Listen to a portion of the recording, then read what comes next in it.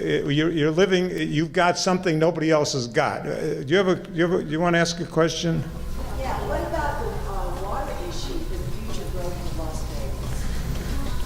Vegas? Where's Pat Mulroy? Was this a water conference? I mean, Tito. Mark, that's a great question. I was just gonna, obviously, I don't know which one's more important, but I think water probably is number one. And there's been a lot of angst about where we're going to get the water, but I've been hearing that since 1953 that I can remember where we're going to get the water. But I tell you, it's very intriguing. As you all know, we're doing this. I think they call it the third straw that's going down, boring for like $1 billion project underneath Las Vegas so we can put up in the bottom so that as the lake goes down in our intake, we've got two of those. This is going to be the third one. We're going to come up like a bathtub drain thing, so the water will come down. We've built maybe about 36 concrete, $20 to $40 million underground reservoirs with big pump stations. You saw a few pictures. So the water comes out of the lake, and they pump it up to the west end of the valley, and then as it gravity feeds as you come down. So it's just an unbelievable system that I was very involved in because we did a lot of it, and been good friends with Pat Mulroy, who did a great job. But the interesting thing is when you build a hotel like this, it's 1 million square feet and 2,000-3,000 rooms, and you got all the people, the first thing you have to have is a loan, and you have to have money. And the first thing that those people ask you is about a building permit and the sophistication of all your fire and exiting, especially since the big fire at the Hilton and the Bally's, et cetera. But with that said, you have to have fire sprinkler systems, you have to have backup, you have to have loop systems. And if you don't have the water capacity, forget about the drinking water or the grass. I'm talking about for all these hotels that there's a big insurance rating service in the world that does all these things. Now this is deep in the weeds, but back to her question about the water. The drinking water is one thing, but we can't have the jobs, and if we don't have jobs, we don't have anything here. So these big huge hotels and the Smith Center and all these other great facilities we're building where you assemble lots of people, you can't build them unless you have the water capacity and the delivery system and the redundancy in the looping system to be able to get the loan, because somebody doesn't want to loan you $1 billion or $500 million on a project if it could burn down because of lack of water. So you can't build it in the first place. So I think that we're miles and miles ahead of most cities. Our infrastructure in this town is going to allow what Tony and everybody was talking about for more people to get involved and grow. We're going to have to start going up. We got a valley, we got BLM, we got all these other things. But with the water, the lake will come back, and it's all at a 15 or 20 year cycle. But I think the water is the most important thing, but I think we're doing a lot about it. We all don't really know it. We do, but it's just super critical. Can I say something? Yes, you may. As home builders, I think should be proud of what we have done in conserving, just not just a toilet, conserving less, using less water, and the gaming industry with all the hotels. You've seen the statistics that I don't think we're absorbing. I think from I saw 2007, we hardly were using any more water than we were in 2003, even with all the houses built through the boom. Now, taking up turf and doing all these kind of steps.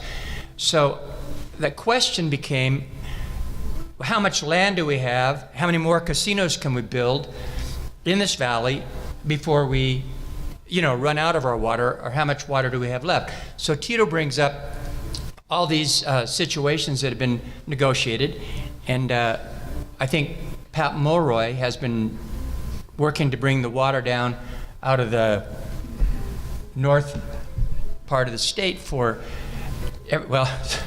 alongside at least 20 years. But there's some unique other features that are real, that are going to happen. The desalination plants, which will go in on the coast to supply water there so we can take their water. Those will happen in your lifetime. I think you'll see that. And so I don't think it's a question, a drought situation is awful, but I don't think it's a question of whether we're going to run out of water as we build this city. Tito mentioned it, and we know it's always been a question. We got cut off home building in 1990 And you think about how we've continued to go on. We've only built 400,000 homes since then. So it is frightening, but I think it's definitely something that we will get solved.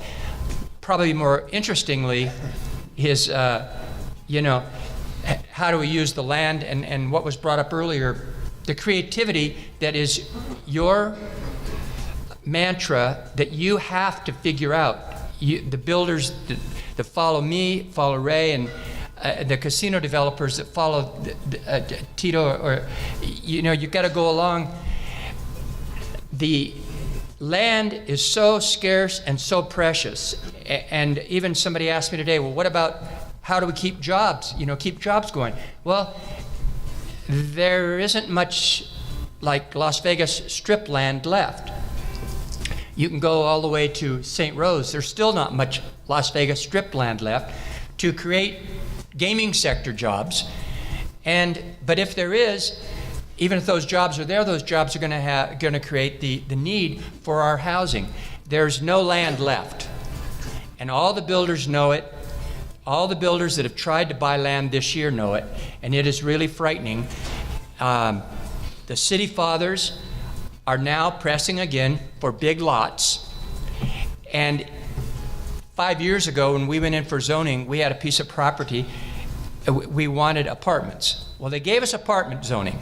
They gave us a minimum of 28 to the acre. I went back in a year ago because I want to build single-family detached housing because that's what I do. And I got 8 to the acre. I knew it was the wrong thing to do for this town. It's the right thing to do for Larry, but it's the wrong thing to do. And I think we have to get together. Tony, you kind of laid down the, are we going to do the right thing? Are we going to back the right people? And are we going to go to the mat? But we have to think about it as home builders. You guys, we have to be creative. You hear the new urbanism.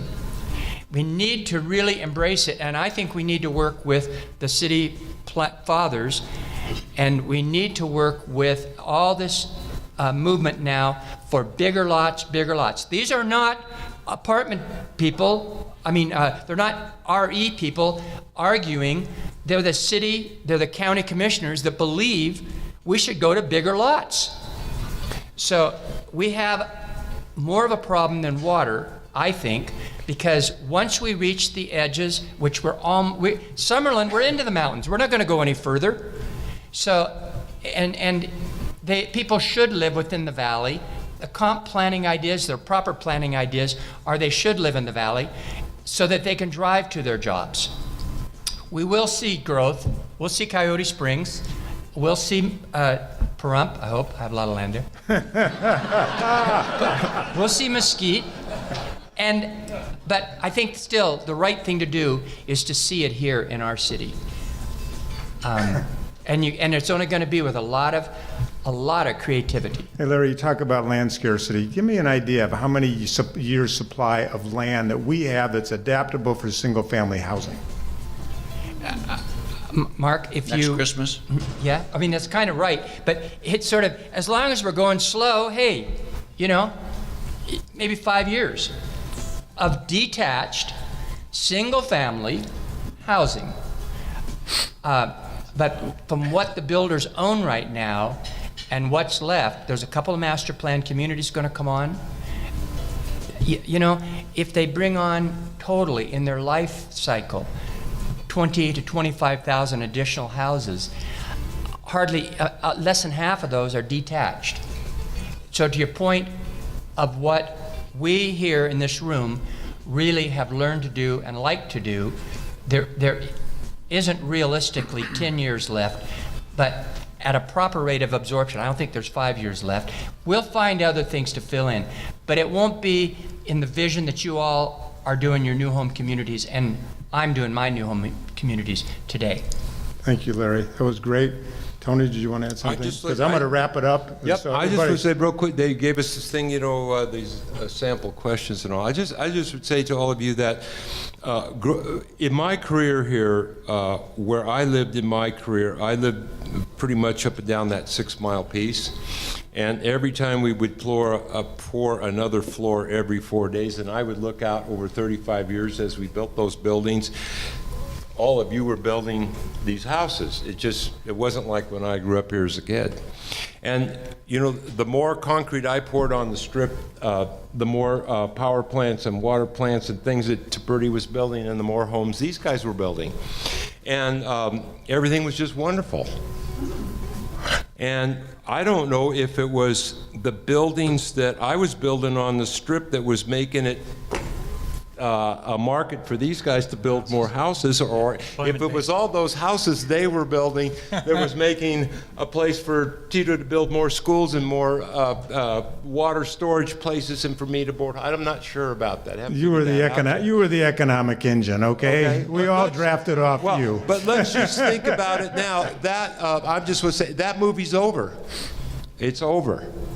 And so what does that mean? Now you've got an industry here, and you've got community builders on what all of you are doing.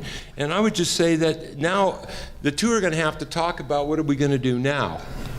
And where one didn't really have to talk to the other up until now. That would be my We have to be a sustainable, we were not a sustainable community. We are now we have to be a sustainable, we have to find balance. We have to because our talk to each construction other. industry is only going to be a certain percentage. We've got to find a way to survive and live under the new rules. That's a challenge. For Anything I else? think. Anybody else want to say anything to wrap this up? I mean, one of the things when building a community, I think for those young builders, lack for a better word here this evening, is you've got to remember that what you're doing today, 10 years from now, your name's going to be on it, 20 years, 30 years. You have an obligation to this city to preserve a good, balanced community. You not only need large houses, you need smaller houses, you need apartments, you need condominiums. You need to look at those things and address them, because not everybody can afford that bigger house. Not everybody wants a big house. Some people want condominiums. So looking in the future, and the unfortunate thing, as Mark has mentioned, is land acquisition is a problem, getting large enough pieces to do it. So that you do have to get together, you do have to work together. I know one of the big changes for me over the career was when we had the master plan developers. Because with Part E, we were buying our own land. The American original Nevada one was 1,160 acres for Spring Valley. We had the opportunity to lay out the schools, the parks. We worked with the Parks Department. But as time got on, land got so expensive that you couldn't do it. You didn't have the capital to do it. And so one of the things when I was asked to speak here, because I've retired and moved out of town, the reason I came back is I wanted to thank Las Vegas for all they've done. And people don't understand the risk you guys take. And I could only kin it to the gambling end of it. And that's, you got a pile of chips, this gigantic chips, your builders. But the trouble is you got to take that whole thing and shove it right across the next project, and you can lose the whole thing. It's a gamble, and it really is. Anyway, my greatest moment, you know, I've been involved in a lot of projects, and it's been very gratifying over the years to look back. But I think the greatest compliment I think I ever had was, you know, after developing Green Valley and being involved with Green Valley after about 15 or 17 years, that young people were starting to move to the community that had been raised in that community because that's where they wanted to raise their children.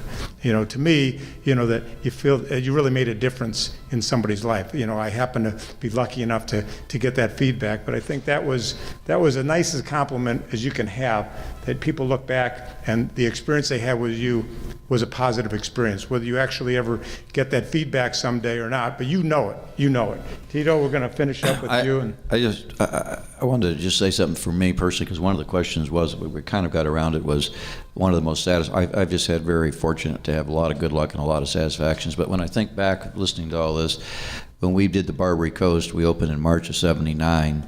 And when we actually sold Coast Properties, which was 5 casinos, we went to the Gold Coast next, and the Orleans, and then the Sun Coast, and then the South Point. And by the way, the Sun Coast we thought was a huge risk, and pound for pound, it might be the best gaming deal that was ever invented. How we've stumbled into that, I don't know. But when I look back on it, the day we sold, I was a little bit sad, because we started off with just an idea of what Mark mentioned as the Barbary Coast, which we had 800 and some employees. When we sold all these facilities, we had 10,000 employees. To think that Michael and I and and Frank Tody and Kenny Epstein, we started with zero, just an idea, and we ended up by building all these facilities, which was fun and creative, and we got to do all this. We really ended up, I know so many people. I just bumped into 3 people in the showroom. We went to Branson, Missouri, and copied it. We got some of the same people here. And when you meet these people, it's been 25 and 30 years they've been here. One guy said, I've been here with you guys 27 years now, and there's 10,000 employees that were not existing. We created this out of nothing, but we did draft, as you said, behind the big we the drafted hotels. off. Everybody drafted off each other, but it's The staggering. casino industry. Yeah, to think that we had 10,000. And when we used to be on the Nevada Development Authority, and you'd bring in somebody with 100 or 200 people, and then we'd open a place with 2,000 or 3,000. We wouldn't even. Where's the Review Journal? They'd say, "Oh, Barbary Coast opens with 800 people." I don't. Bob Brown. Bob, you don't have any rebuttal or anything like that, do you? Anyway, I think that concludes our part of the program. I think Claire has a few concluding remarks, but we thank you all for your attendance and your participation and your interest, and hopefully we'll do this again sometime. Thank you.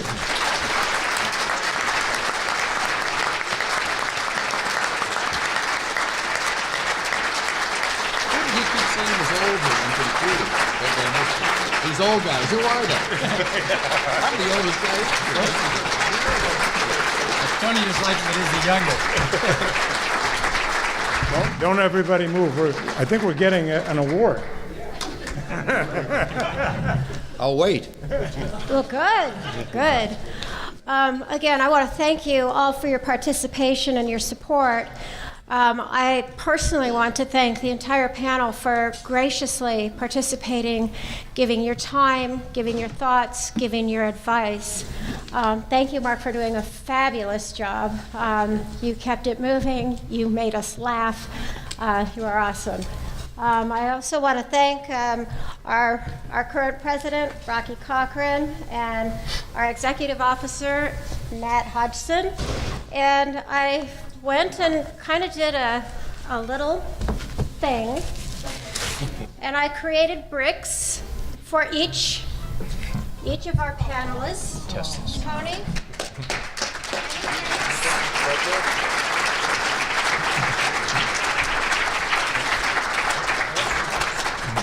Landry?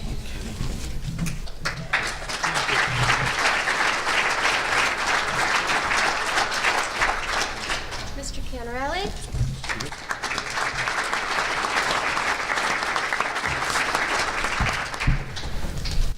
Mr. Tiberti? Thank you. Mr.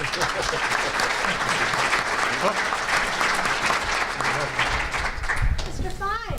Thank you very much.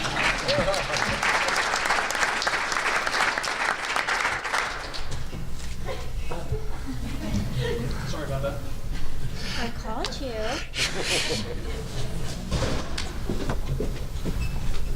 Thank you so much. Would potatoes? And we're one here for the Southern Nevada Homebuilders Association to remember the event. While this was going on, my brain decided that we're going to have We Built This City too. I think what we're going to do is involve the high-rises, some of the industrial builders, the master plans, and this is a segment. And as you all drive home tonight, you look down the freeway, you look in Green Valley, you look anywhere, and you are going to see how these men have touched every single life in this room and in this valley.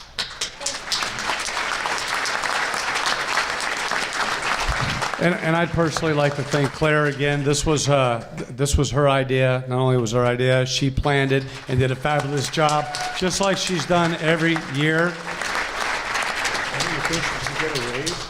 Yeah, and if I owned the Review Journal, I'd give her a raise, but I can't. I'm a nonprofit, and you don't make a profit. But I would like to thank everybody for coming tonight. This is huge. Again, our first dinner function in over a decade, and I don't think it could have gone any better. So thank you all very much. Good job. Thanks again. You bet. It's my pleasure. Thank you. Appreciate your support. Mr. Home HOA, huh? Yeah, that's all right. Just open yourself up. I love the stories. Thank you very much. Same here. Pleasure.